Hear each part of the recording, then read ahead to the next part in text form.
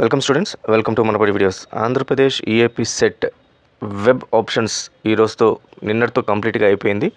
So కొత్తగా add చేయకుండా ఈరోజు ఎడిట్ వరకు చేసుకునే దానికి మనకు స్కోప్ అయితే కల్పిస్తారు వీళ్ళు ఏపీ సెట్ బోర్డు వాళ్ళు. సో ఈరోజు మనకు చేంజ్ ఆఫ్ ఆప్షన్స్ 13/7/2024 ఏదైనా సరే ఎడిట్ చేసుకోవచ్చు. ఉన్న వాటిని కొత్తగా యాడ్ చేయడానికి వీలు కాదు అని నా ఇది. ఒకసారి మీరు ట్రై చేయండి. ఒకవేళ అది ప్రాసెస్ ఏమైనా మారుంటే ఒకవేళ కొత్త కూడా యాడ్ అయ్యడానికి ఛాన్స్ ఉంది.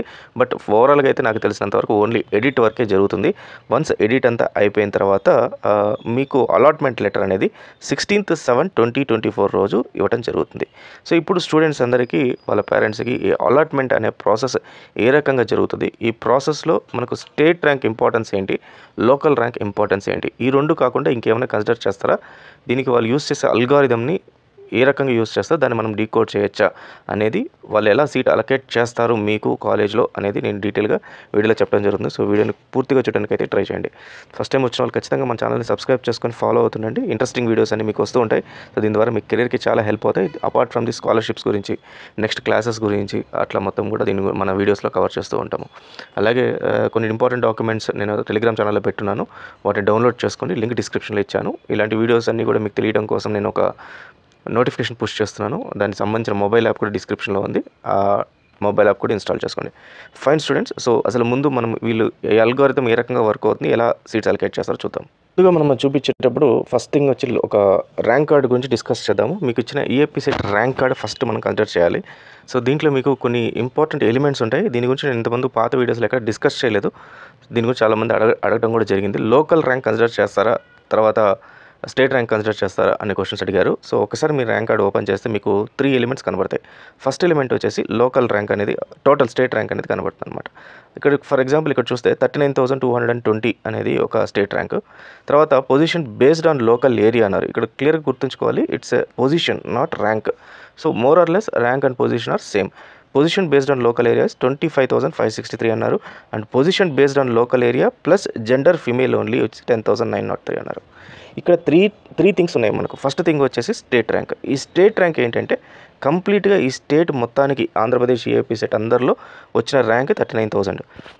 లోకల్ ఏరియా ఏంటంటే Andhra region and Rayalaseema region, better SVU region అంటే Sri Venkateswara university region, Andhra university region అనే 2 రీజన్స్ ఉంటాయి. ఈ 2 రీజన్స్లో వీళ్ళ ర్యాంక్ ఏంటి. సో పర్టికులర్గా మనం చూస్తున్న ఈ క్యాండిడేట్ సో సమ్ ఆంధ్రాకి కానీ లేకపోతే సమ్ ఎస్వీకి కానీ చెందిన వాళ్ళు. సో దానికి సంబంధించి వాళ్ళ ర్యాంక్ 25,563 వచ్చిందనమాట.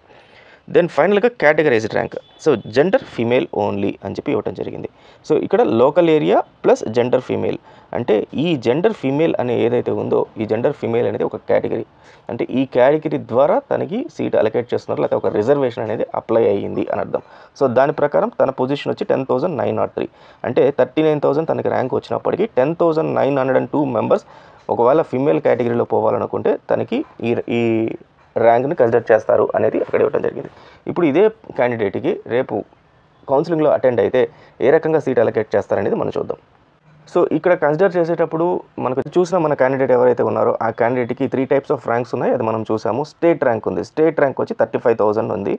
తర్వాత local rank and local categorize rank ఉంది. అది తీసుకోను నేను, ఎందుకో నేను చెప్తాను. సో ఇప్పుడు ఫస్ట్ ఈ క్యాండిడేట్ మనం ఓయూ నుంచి వచ్చింది అని చెప్పి అనుకుందాం.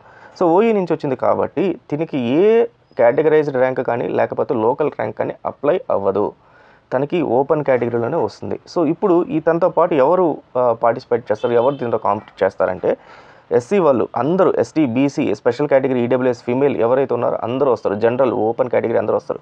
వీళ్ళందరికీ స్టేట్ ర్యాంక్ కన్సిడర్ చేస్తారు. అంటే తనకు వచ్చిన 35,000 ర్యాంక్ కన్నా ముందు ఎవరైతే ఉన్నారో 34,000 ర్యాంక్, 34,999 మంది ఎవరైతే ఈ ఎంబీసీ కాలేజ్ అనే దాంట్లో అప్లై చేశారో వాళ్ళకి seats based upon rank allocate చేసుకుంటూ వెళ్ళిపోతారు. ఫస్ట్ ర్యాంక్ ఒకవేళ 20,000 ర్యాంక్ అతను అప్లై చేస్తే ఫస్ట్ 20,000 ర్యాంకు, 25,000 ర్యాంక్ వచ్చిన అంటే 25,000, 30,000 అప్లై చేసడానికి 30,000, 35,000 అప్లై చేసిన 34,000 అప్లై చేసి ఉంటే 34,000 చేస్తారు.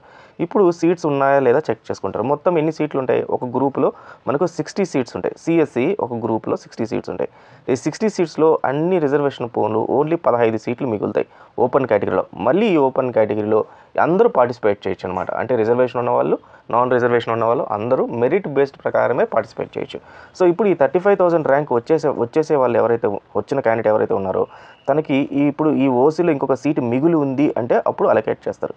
లేదు మిగలలేదంటే తన్ని పక్కన పెట్టేస్తారు. సో ఇప్పుడు తన్ని ఇంకా ఈ క్యాండిడేట్ జోలికి వెళ్ళారనమాట. సెకండ్ కాలేజ్కి వెళ్తారు. MBC1 MBC లేకపోతే MBA అనే కాలేజ్ ఉందనుకోండి, దానికి వెళ్తారు.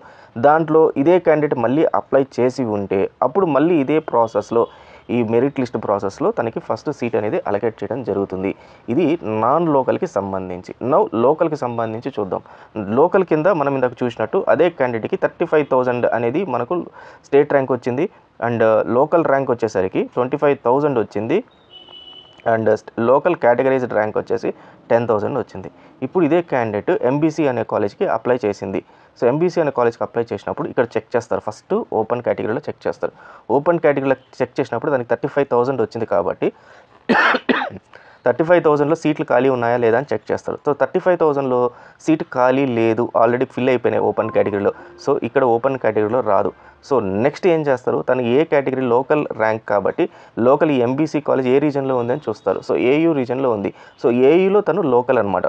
సో లోకల్ ర్యాంక్ కాబట్టి సో లోకల్ ర్యాంక్ ప్రకారం తీసుకుంటూ LCRని చూస్తారు, అంటే local categorised rank. So local categorised rank కాబట్టి తను ఫిమేల్ కాబట్టి సో తన్ని ఈ సెక్షన్లో తీసుకెళ్ళి అలాట్ చేస్తారు.